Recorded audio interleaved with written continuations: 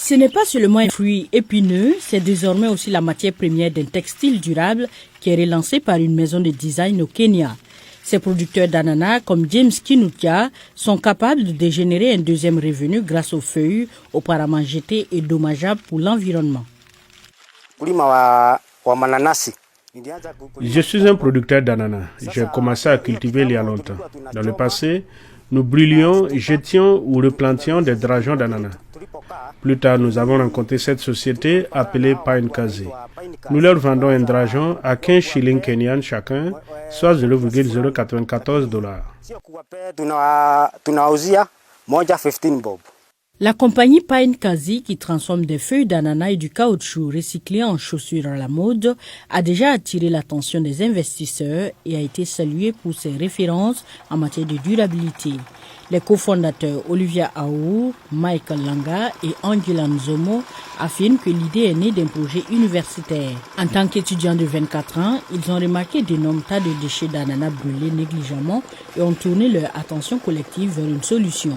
Olivia l'explique ainsi.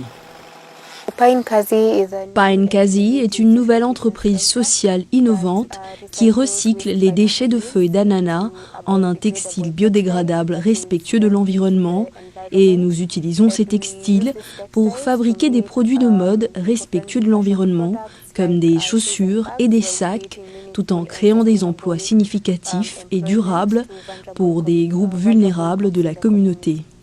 Les rejets sont soumis à un processus de tri, les fibres étant ensuite extraites via un processus de décortication et lavées. Ils sont ensuite séchés, filés et tissés pour fabriquer les textiles.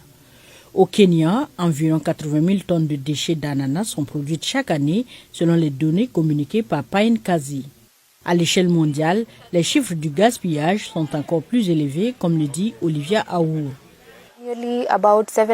Chaque année, environ 766 millions de tonnes de feuilles d'ananas, après récolte, sont généralement produites et elles sont brûlées ou décomposées chimiquement. Avec la collecte, pour chaque 1000 tonnes de déchets que nous collectons, nous réduisons les émissions de carbone et de méthane de 0,28 tonnes et nous espérons étendre notre solution à d'autres pays qui produisent également des déchets d'ananas afin que nous puissions résoudre ce problème à l'échelle mondiale. En tant qu'entreprise sociale, Pine Kazi s'approvisionne également en main-d'œuvre auprès des communautés locales, créant ainsi des emplois.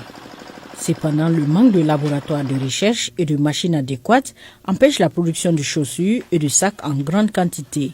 Cela n'empêche pas Pine Kazi de rêver grand pour l'avenir.